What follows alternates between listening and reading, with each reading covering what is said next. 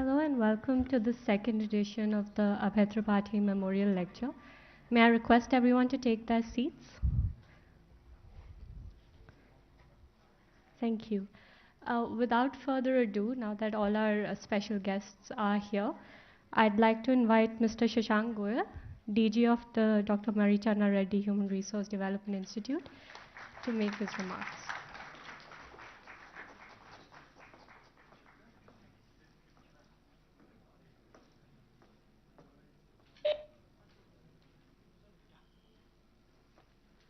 Acha, you want me to? Okay.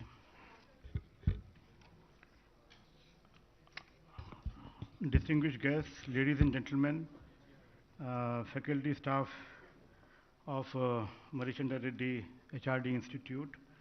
So it's indeed a great privilege for me to stand before this distinguished gathering on behalf of Government of Telangana and Dr. MCR HRD Institute as we come together to commemorate the Shri Abhay Tripathi Memorial Lecture on the occasion of his birth anniversary.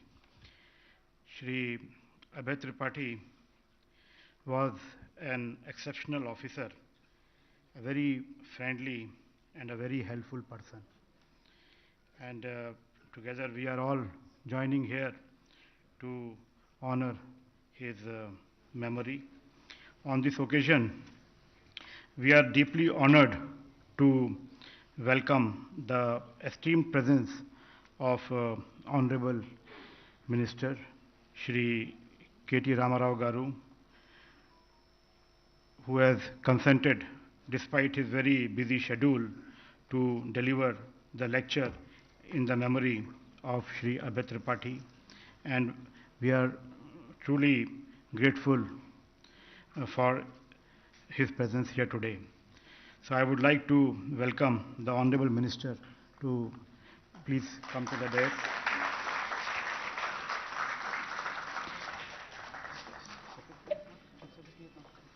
Okay.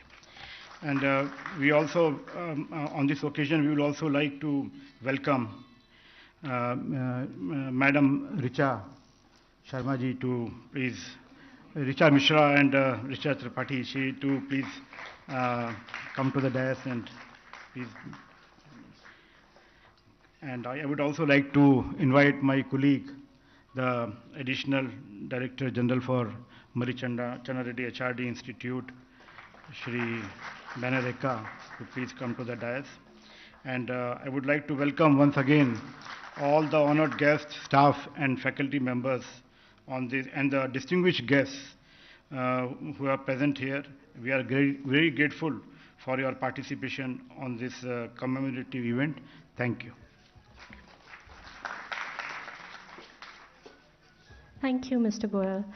It is now my distinct pleasure to invite my mother, Mrs. Richa Mishra Tripathi, to make her remarks on the concept behind this lecture and why it came to be.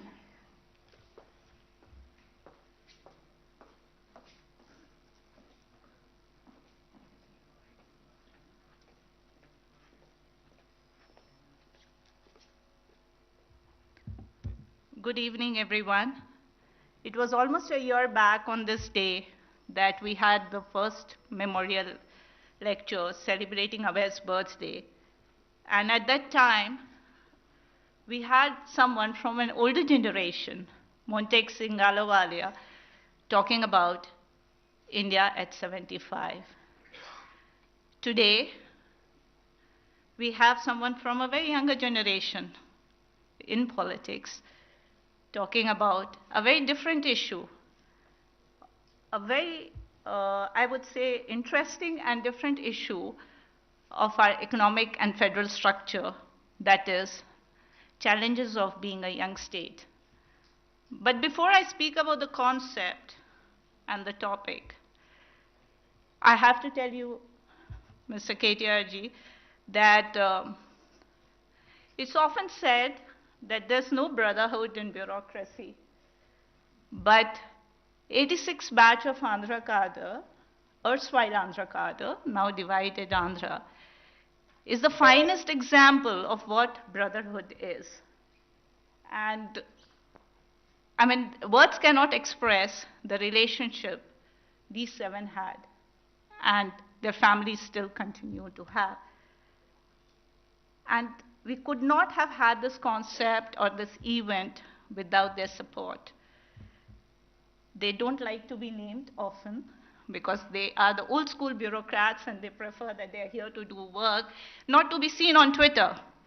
So, but I have to name them here. Mr. Rajeshwar Tiwari, Mr. Harish Kumar, Mr. D. Samsiv Rao, Mr. Narsingh Rao, Mr. Satish Chandra, and Mr. Abhay Tripathi. And one person who has just walked in, he's late, like any civil servant, Mr. B.R. Meena. So this is the core, this is a family, this is the bonding. Now I come to the concept, why I thought of having this memorial lecture, and why are we talking about economics? Someone asked me, why only speak economics? Why not economics? Because life is all about economics. Today, you're also doing behavioral sciences. That's another concept of economics. Economics is macroeconomics. Economics is microeconomics. Your life, how you lead it, how you manage your budget, everything is economics. So why not talk economics? It is the core of your existence. Economics is also about potato prices, tomato prices, petrol prices, and the cess which the governments take from us and the taxes which the governments take from us. That's also an issue. Then, talking about this topic, this concept, when I was thinking, what should I ask you to talk about? The thought which came immediately to my mind was, your state is one of the new states, 2014. And you have very unique challenges which you don't see in other states. As I see it from the other side of the fence, maybe you belonging to the political setup, you would be seeing a different set of challenges. When bifurcation was happening and when what we were reading, there were issues which came out. But what I saw was, how do you deal with the challenges of migrants? Your state has a beautiful city called Hyderabad, which is a character of its own. The character of your city challenges other parts of your state. Hyderabad alone is, if I'm not wrong, the major revenue generator for your state. So how do you create that balance? And sir, I'm also a migrant who's happily settled in your state. And I love your state and I love Hyderabad. There's another unique character of Hyderabad. Why it has become so beautiful today, vis-a-vis a Mumbai or a Bangalore. The reason being, the migrants here own the city. They feel comfortable here. They feel owned here. So comes the issue. When the bifurcation happened, there was a fear of image.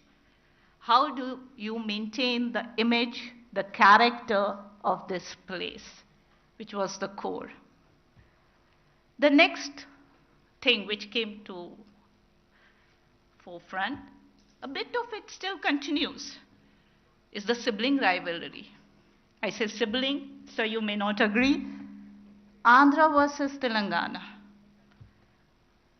Now, the way these two states are divided, it's again very unique. You're not divided on the basis of language. We speak the same language. We are the same people. But then still there's a sibling rivalry. There are issues, there are challenges which continue. How do you deal with that? That would have been a challenge for you. The third is, again, I would be corrected if I'm wrong. You're a landlocked state. It is only this much of capital investment that you can get in Telangana. And I must compliment you here that your government has done a wonderful job. The amount of investments that are coming in here. Agriculture, agri and allied industry is the core for you. There again, there are certain issues and challenges which you face. Irrigation, we keep hearing and we keep hearing people talking about. These were some of the thoughts which came into being. If these were not enough, you have a larger challenge, center versus state. That's the beauty of our federal structure, our democracy, center versus state. And particularly when you have a different political power ruling at the center. How do you deal with it? How do you negotiate? That's another challenge.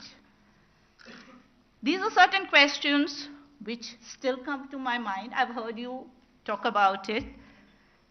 And before I go to the next point, let me tell you, the moment some people heard this topic, I said, oh, this he knows like a back of his hand. He will just, so he said, yeah, we'll wait. We want to hear him and we want him to answer our questions. So these challenges do come forth time and again. Again, another beauty of a federal structure, as I would say. So your state has coal, your state has power. Still there are issues in that segment which continue. Your state can boast of services as a prime sector.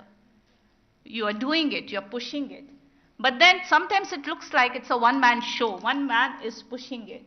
How much is it being taken ahead is what we would like to know. Your state is also seeing industrial investments in certain sectors.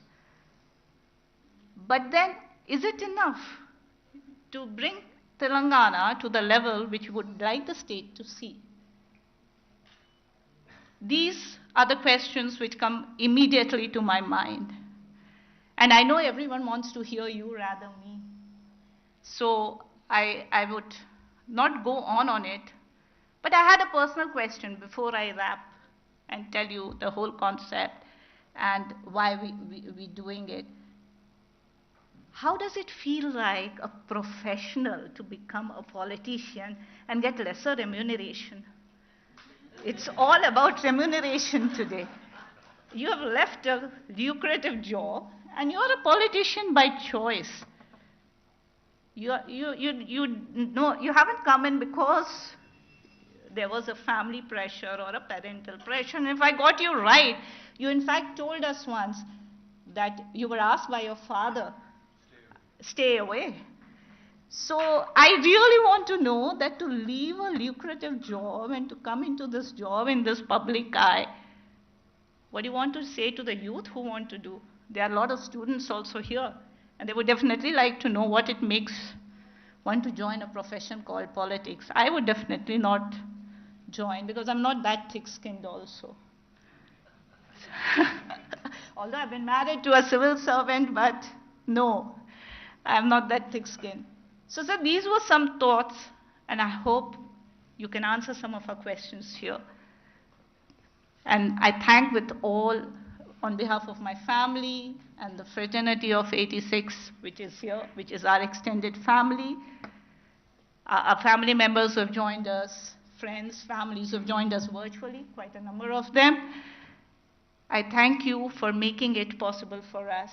I thank the DG of MCR HRD to making it possible, the additional DG, and Shanti has not been able to make it because she's in a meeting with the CM.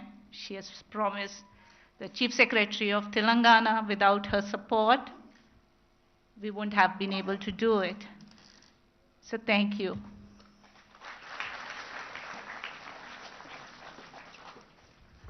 Thank you, Mother. Before I invite the Minister to speak, if I may request everybody to turn their phones to either flight mode or to mute, just as a housekeeping announcement. And now to turn to our VIP guest, Mr. KT Ramarao, Minister for Industries and Commerce and Municipal Administration and Urban Development, Government of Telangana. As a young migrant myself to this state, sir, very keen to hear your speech, please.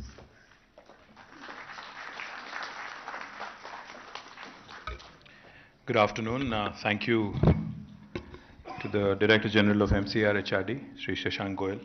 Thank you, the Additional General. Thanks to also to the Additional Director General, Sri Ben Herika. Thank you, ma'am, Richaji, for inviting me.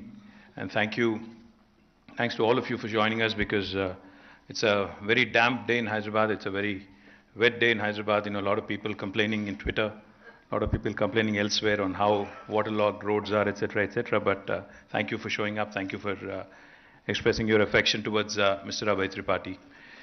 Richa, I seriously wonder now, because you asked me in the last 5 minutes at least 10 questions. I wonder how many questions you used to ask Abhay every day. Must have been quite a few. And also when you said, you know, he's a batch of 86, you know, you kept saying team of 86, batch of 86. I remember, you know, that movie, 83, right, the World Cup. So this is sort of, you know, giving me a bit of a, you know, sort of a reminder that there are batches in IAS officers, they flock together, they do well. So compliments to all of you, sir. Mr. Tiwari, Mr. Narsingh Rao, to everybody else, Samshura Garu and Satish Chandraji, to Mr. Tripathi and everybody else who's part of the batch. Glad you also asked all the right questions, but I wish you had said our city and our state as opposed to saying your city and your state. Because I would like to believe that this city belongs to all of us, not any one in particular. So therefore, I think once you've made this your home, because, you know, like, you know, what is a migrant? Who is a migrant, for that matter? I mean, my father has migrated from Siddipet to Hyderabad. Mr. Tripathi has migrated probably from the northern part of India, from Uttar Pradesh, or I'm guessing Ujjain, Madhya Pradesh, Ranchi, so northern part of India. So the thing is, I mean, end of the day, if you look at the Hakiki Hyderabadis, the original Hyderabadis, the true blood, the true blue Hyderabadis who were born, raised here, versus anybody who's moved here, I think majority of them, in fact, would be from outside of this city. Somebody could be from 50 kilometers away, somebody could be from 1,000 kilometers away, but essentially it's a city full of migrants. And if you look at any developed world, any part of the developed world, be it the US, be it Europe, be it any part, I think, in fact, just this afternoon, I was browsing, you know, on my phone, on YouTube, an ad popped up, inviting people to come work in Germany, an ad in YouTube, inviting Indians to come and work in Germany. So the point is, I think immigrants, especially hardworking immigrants with skills, with a lot of, you know, fire in their belly is what make cities great, what make countries great, what makes states great. So I can't thank enough to all the immigrants who have come here, made Hyderabad and Telangana their home, and who have contributed immensely. Thank you, and I think they deserve a big round of applause before we begin. So, Richa said, why not economics? When she called me and when she invited me to this lecture, I said, economics, how am I related? She said, but that's what the theme is, so you have to figure out, come talk to us about economics, tell us all about what your state has been doing. So, I thought to myself, you know, good economics is good politics, and being a good politician, I thought I'll take this as an opportunity to present to you this case of Telangana, which I call the most successful startup state of independent India. Because since 1950s, since independence, in fact, after 1947, there have been a number of states that have been formed. After the first State Reorganization Commission was constituted back in early 50s, and after the first set of states were formed on linguistic basis in 1950s, since then till now, till 2014, number of new states have been created. Most recently, if you have to look at this millennium, starting with Uttarakhand, Jharkhand, Chhattisgarh in 2001, and in 2014, Andhra and Telangana. So in this millennium itself, we've had 5. In the last one, we've had the remaining states. So altogether in India right now, we have 28 states. Now, what sets Telangana different? What are the challenges that Telangana has had to face as a young state? I think I'd dwell on that a bit. You know, what happens is, the context of the formation of each state is very different from the other. So if you look at Uttarakhand or Jharkhand or Chhattisgarh, I know that there was a protracted struggle in Jharkhand led by Sri Shibu Sorenji and his party, the Jharkhand Mukti Morcha. But Chhattisgarh and Uttarakhand, in fact, were formed more for administrative convenience, more for, I think, more to give company to Jharkhand, in a way, if I have to say that, in 2001. But in the case of Telangana, this state was formed after a very, very hard-fought, protracted struggle which lasted for decades. Yes, there were highs, there were lows, there were a number of times when it was deemed a lost cause, but eventually in 2001, when our current Chief Minister, Honorable Sri KTR, formed his political outfit called as the Telangana Rashtra Samiti, he had given a clarion call. He said this would be the last opportunity for the formation of the state, and he would go around sensitizing. He took that Ambedkar philosophy, fight, unite, and strive. He took it very, very seriously. He, as an Ambedkarite, he actually strived very hard for about 14 years. He did everything in his capacity to sensitize people, to agitate when there was a need, to actually make it a very important cause for the entire political spectrum in India. Eventually in 2014, I mean, I don't want to go into the nitty-gritties of what happened between 2001 to 2014 because it's all water under the bridge. There's a number of things that I can talk about, but I would rather not go there.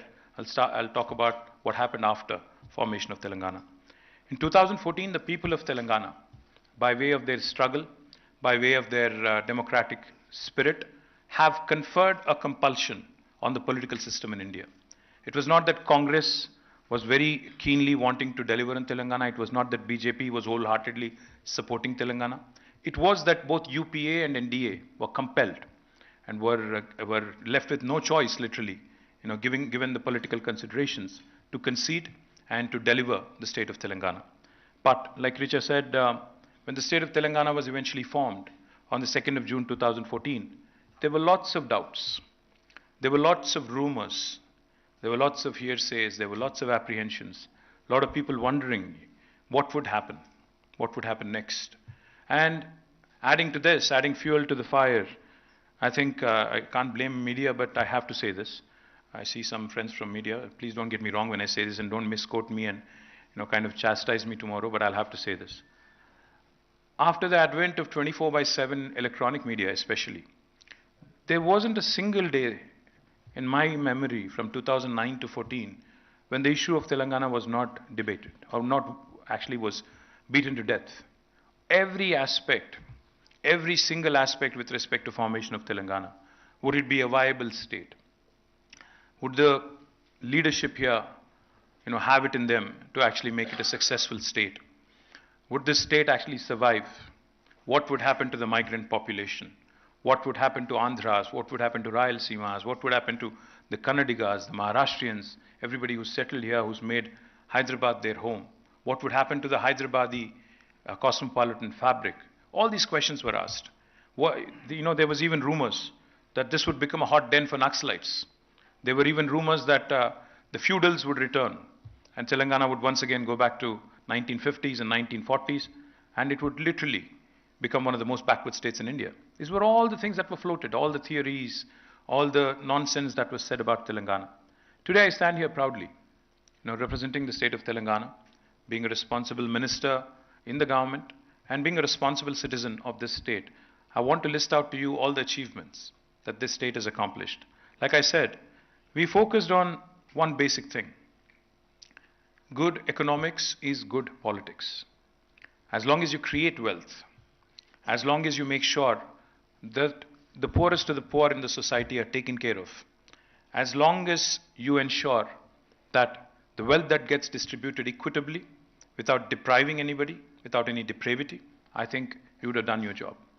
Our Honorable Chief Minister, Shri KTR, he's a man who's learnt it the hard way in life, that suppression of excellence is something that is done as a matter of routine. He's had to fight his way up all along his life. He's never had anything which kind of helped him politically, meaning, especially in the politics, because you said politicians have thick skin, you also said bureaucrats have thick skin, so I have to kind of refer you, to that comment of yours.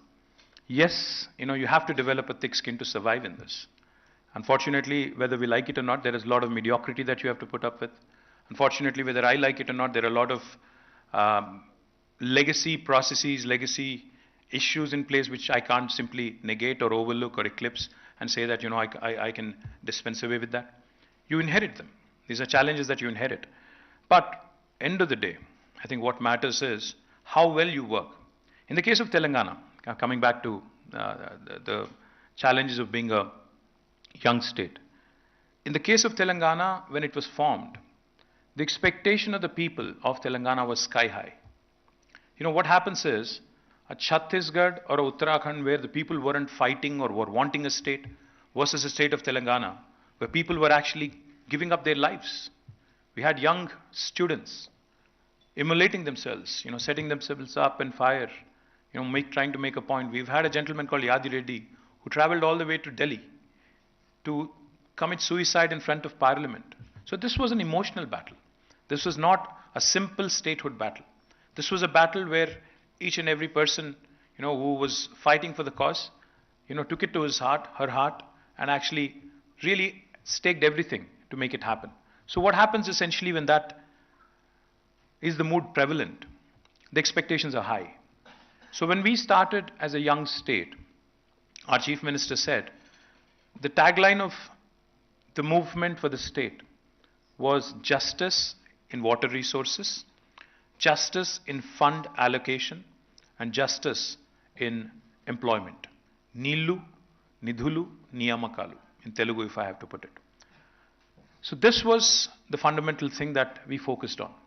Back in 2014, when we started our journey, and most bureaucrats who are seated here, most economists who are seated here, or the journalists seated here would tell you, that for any government to start making plans, for any government to start working on something, we're working towards an outcome or a goal, you would need planning, of course, but planning can only happen in the presence or with the backing of good statistics.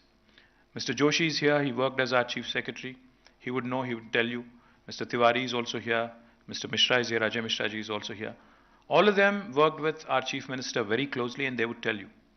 When the Honorable Chief Minister initially started laying out plans and he started saying planning is important, statistics is important, data is important, so get me accurate information, accurate data. And when we were trying to understand, where do I get this data? Unfortunately, there wasn't much available. You will be surprised when I say this, and I don't want to demean or insult anybody or, insult or, even cast aspersions on how the governments in the past were run, but the fact is, there wasn't enough data to make empirical, decisions, make sure that we work towards a specific outcome. I'll give you examples. So I was the Minister for Rural Water Supply in 2014. I was Minister for Panchayati Raj and Rural Water Supply. So Honorable Chief Minister decided that we will become the first state in India because he had done this in his constituency, Siddipet, back in late 90s. He had provided a potable drinking water connection to each and every home in his constituency. Almost, I think, about 50,000-60,000 households. And this was late 90s. So he said, if I could do that as a legislator in Siddipet, why can't I do the same thing as a Chief Minister across the state of Telangana?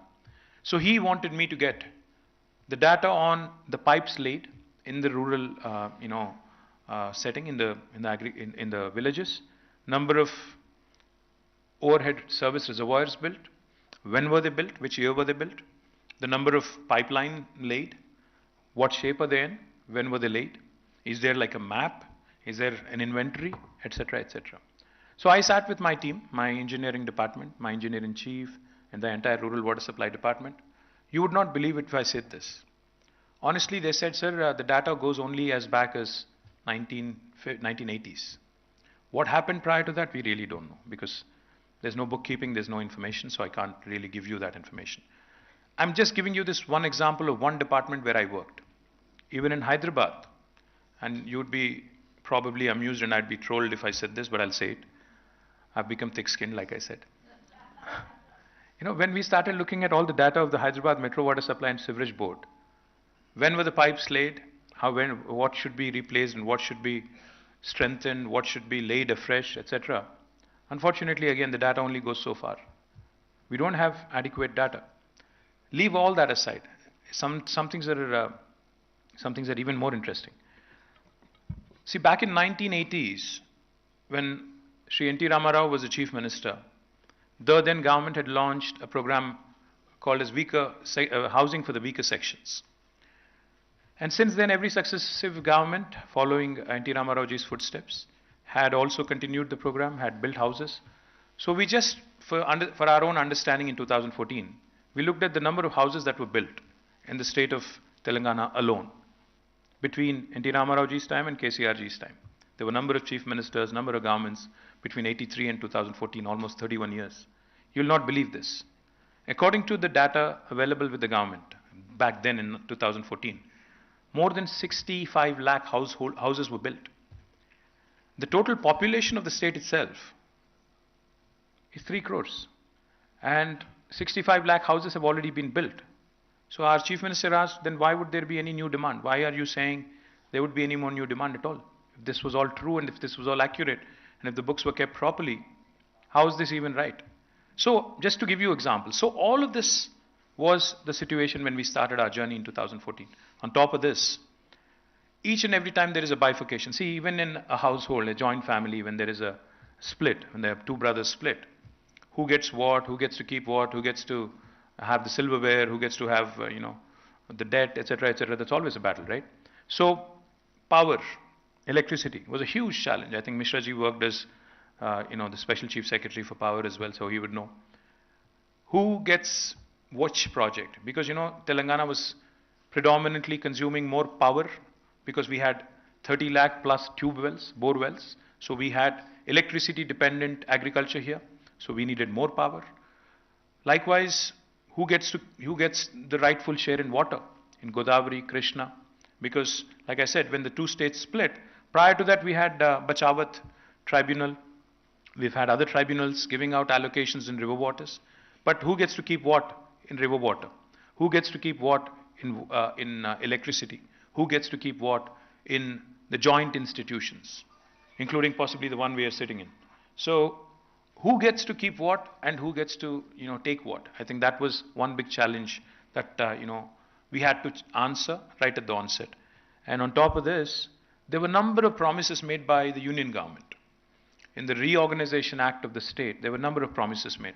There were promises to kickstart and jumpstart rapid industrialization, so therefore promised special incentives to industries and industrial corridors being set up in both states, Andhra and Telangana. There were promises of a steel factory being set up at Bayaram because there was enough iron ore, quality iron ore through Steel Authority of India. There was also a promise to set up a locomotive coach factory in Kajipet. There was a promise to make one of our projects, irrigation projects, a national project. There were several other promises that were also made as part of the State Reorganization Act. So the lack of data, the lack of clarity, the fight that goes on with respect to who gets what in terms of water, in terms of power, in terms of other resources, and more importantly, a very inimical, I'm not even saying a non-cooperative, uncooperative union government, but a very inimical, extremely negative union government, which does not believe in the spirit of federalism. They talk about Team India, cooperative federalism, but it's all lip service. They don't really believe in any of that. They'd want the hegemony of union government to continue. They'd want states to be at their mercy.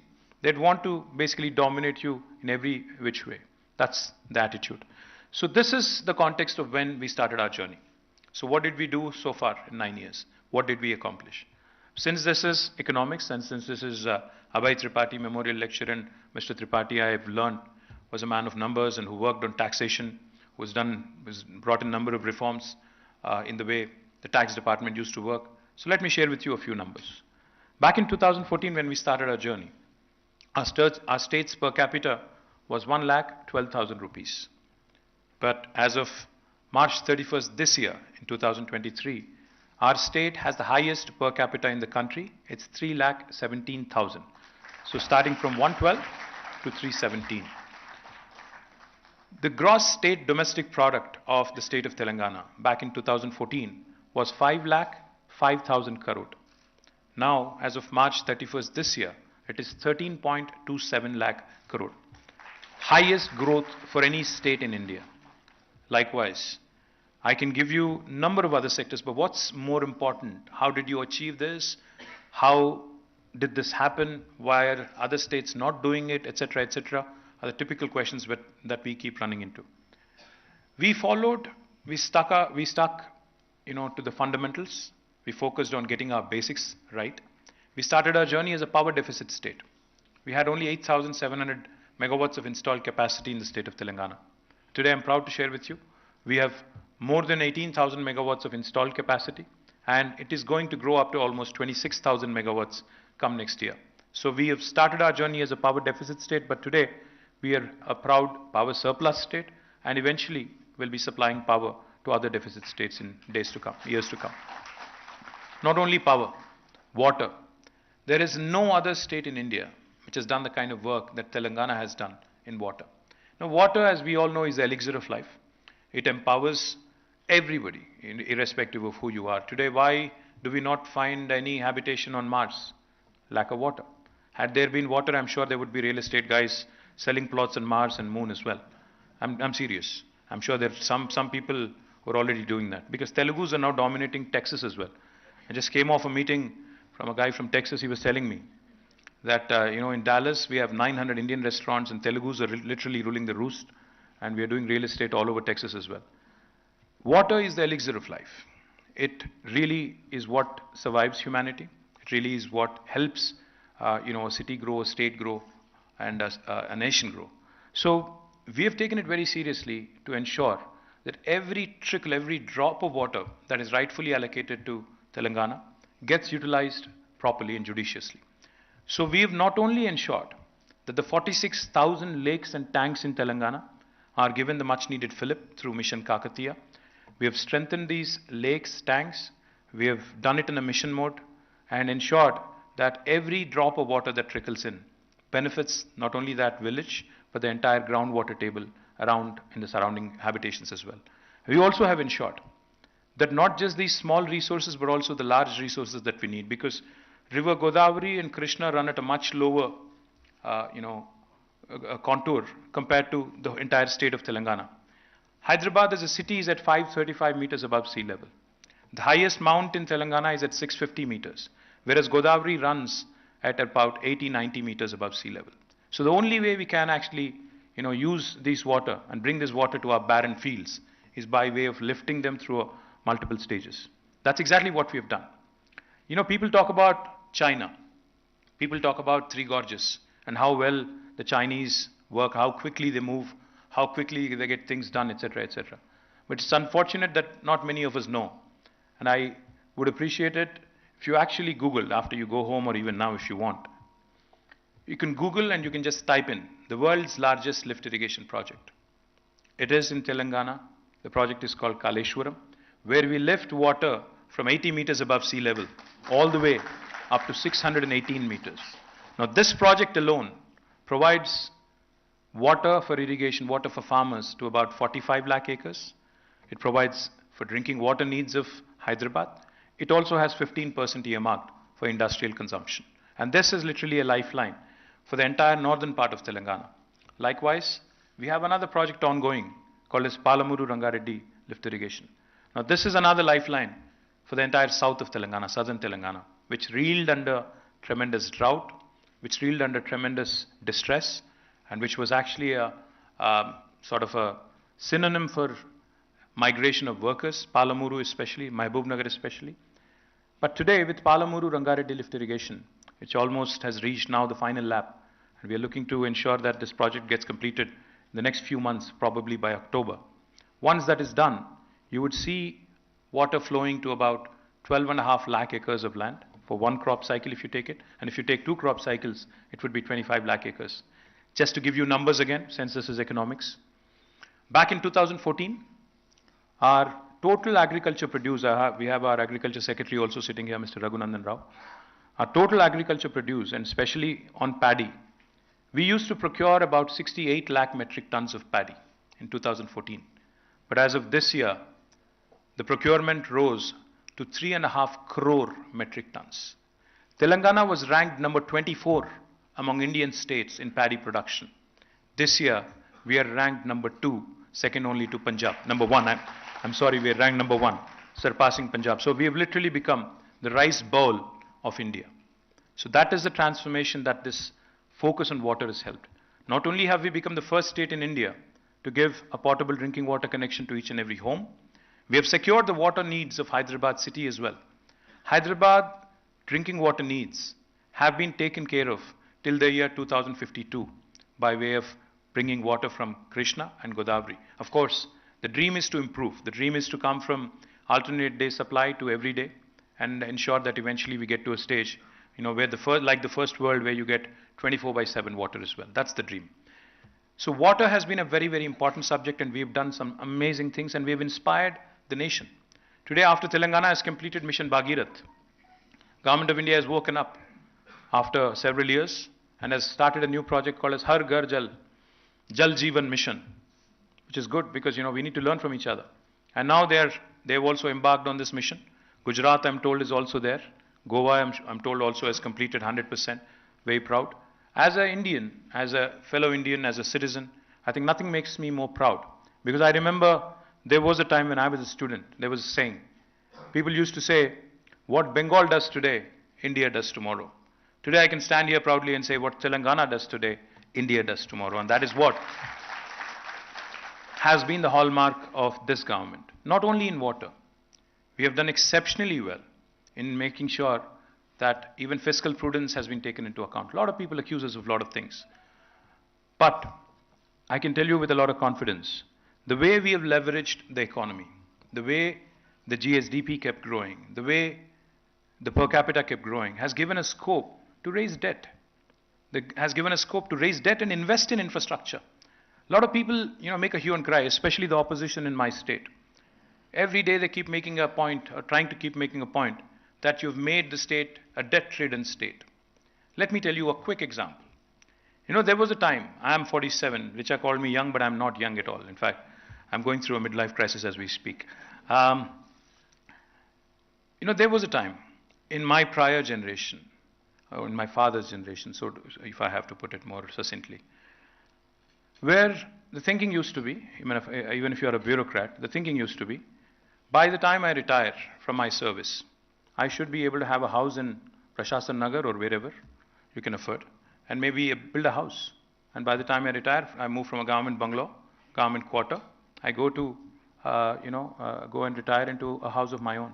That was the thinking. But take a step back and think for a minute. That was the thinking of the prior generation, where people used to be hesitant even to raise a debt. But today, a young guy or a young girl gets a new job in the IT sector here in Hyderabad or Bangalore. What is the first thing they do? They actually pay a fat check. They take a fat paycheck, go to the bank, raise a loan, buy a home, buy a car, in the very first month or second month. So what changed? What changed is this thinking of the typical Indian thinking that there was, say, a few decades ago, that we have to save pie by pie, पैसा पैसा जोड़ के, ultimately एक घर खरीदना है. तेलुगु में एक कहावत है, क्योंकि ज़्यादातर लोग यहाँ तेलुगु समझते हैं इसलिए बोल रहा हूँ. इल्लू कट्टी चूड़ू पेल्ली चेसी चूड़ू. मतलब ये हुआ कि घर बना के देखो, शादी करके देखो. दोनों भी बहुत जिंदगी में बहुत मतलब टफ चैलेंजेस है. ये कहावत थी, इसीलिए कहावत वहाँ से आई. सवाल ये था कि किसी आदमी को अगर अपना मकान बनाना था, एक घर बनाना था, क्यों उसको मतलब 50 साल पैसा एक एक पैसा जोड़ के बनाना होता था? क्योंकि हमारी माइंडसेट, हमारी कल्चर ऐसी थी, कंडीशनिंग ऐसी थी कि भाई कुछ भी करो बट कर्ज मत उठाओ, कुछ भी करो, जिंदगी में किसी के आभारी नहीं रहना है, कुछ भी करो, बचपन से सिखाया जाता है. But the fact is, if you look at most developed countries in the world, Who do we think are the most developed countries in the world? The United States, Germany, Japan. The top 3 economies are US, China and Japan. Just look at US. Their debt GDP ratio is 116%. The debt GDP ratio of Japan is more than 200%. The debt GDP ratio of India as a country is 59%. The debt GDP ratio of Telangana is 25%. My point is, if you look at 28 states in India and rank them on a debt GSDP ranking, we are ranked in the top, bottom 5. Ranked in the bottom 5. If you ask me, we haven't leveraged our economy enough. What matters is you raise a debt, but where do you invest it? If you raise a debt and invest into ramping up your power infrastructure, moving from a power deficit state to a power sufficient or power surplus state, would that be a wrong investment? Would that not attract more industry? Would that not attract more and more investment? Would that not create more wealth? If you actually invest, if you raise a debt and invest in drinking water needs of the state, are you not cutting down on the out-of-pocket expenditure for health? Are you not cutting down on all the typical news that you would see in a winter season or a rainy season, at the onset of a monsoon? In Telugu, every newspaper used to write, I remember as a kid, Mansam Pattina Manyam, Agency lo Anturogalu, matlab infectious diseases, waterborne diseases, which were rampant in the agency areas and tribes and even the habitations, in rural habitations. Just with one project called Mission Bhagirath, where we invested 40,000 plus crores, today we've been able to take care of